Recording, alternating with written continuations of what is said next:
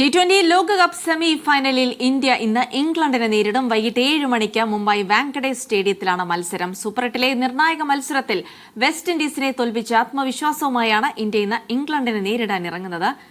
വാങ്കഡേഷ് സ്റ്റേഡിയത്തിൽ നിന്ന് മുഹമ്മദ് നൌഫൽ വിവരങ്ങൾ നൽകും. നൌഫൽ, ഒരുപാട് ചരിത്ര വിജയങ്ങളുടെ ഓർമ്മകൾ കൂടിയുണ്ട് വാങ്കഡേഷ് സ്റ്റേഡിയത്തിൽ. അവിടെ ഇംഗ്ലണ്ടിനെതിരെ മത്സരിക്കുമ്പോൾ ഇന്ത്യയെ സംബന്ധിച്ചിടത്തോളം വിജയത്തിൽ കുറഞ്ഞൊന്നും പ്രതീക്ഷിക്കുന്നില്ല. മാത്രമല്ല, എല്ലാ കണ്ണുകളും സഞ്ജു സാംസണിലേക്ക് കൂടിയാണ്. എത്രത്തോളം ആവേശകരമായിരിക്കും ഇന്നത്തെ മത്സരം? എന്താണ് വാങ്കഡേഷ് സ്റ്റേഡിയത്തിൽ നിന്നുള്ള വിശേഷങ്ങൾ?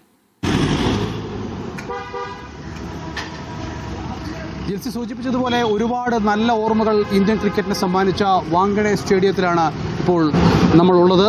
ഇവിടെയാണ് ഇന്ന് ഇന്ത്യ ഇംഗ്ലണ്ട് സെമി ഫൈനൽ നടക്കാനിരിക്കുന്നത്. വലിയ പ്രതീക്ഷയോടുകൂടി T20 ലോകകപ്പിൻ്റെ കിരീടം നിലനിർത്താനുള്ള തയ്യാറെടുപ്പിലാണ് ഇന്ത്യ ഉള്ളത്. വലിയ സന്നാഹങ്ങൾ ഇന്ത്യ ഒരുക്കിയിട്ടുണ്ട്. സഞ്ജു സാംസൺ എന്ന് പറയുന്ന കപ്പലിലേറിയാണ് കഴിഞ്ഞ ദിവസം ഇന്ത്യ സെമി ഫൈനലിലേക്ക് പ്രവേശിച്ചത്. ആ സഞ്ജു സാംസൺ, സാധാരണ ദിവസങ്ങളിൽ സഞ്ജു സാംസൺ ഇന്ന് കളിക്കുമോ ഇല്ലയോ എന്നുള്ള ചോദ്യമാണ് ഉയർന്നിരുന്നെങ്കിൽ, ടീമിലുണ്ടാകുമോ ഇല്ലയോ എന്നുള്ള ചോദ്യമാണ് ഉയർന്നിരുന്നെങ്കിൽ, ഇന്ന് സഞ്ജു വീണ്ടും ഇന്ത്യയെ തോളിലേറ്റുമോ ഫൈനലിൽ എത്തിക്കുമോ എന്നുള്ളതാണ് ഇപ്പോൾ ആളുകൾ ചോദിച്ചുകൊണ്ടിരിക്കുന്നത്. മറുഭാഗത്ത് ഇംഗ്ലണ്ട് ആണെങ്കിൽ ശക്തമായ ടീമാണ്.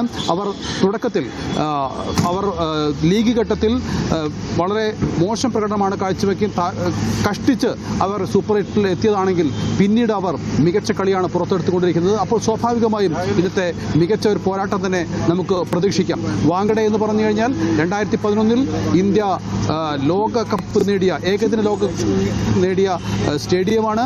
അന്ന് ധോണിയുടെ 6 അന്ന് എല്ലാവരും, ആ വിന്നിംഗ് ഷോട്ട് എല്ലാവരും ഓർക്കുന്നുണ്ട്. അതുകൊണ്ട് തന്നെ ഇന്ന് വലിയ കാണികൾ നേരത്തെ തന്നെ സീറ്റെല്ലാം ടിക്കറ്റുകളെല്ലാം വിറ്റുപോയിട്ടുണ്ട്.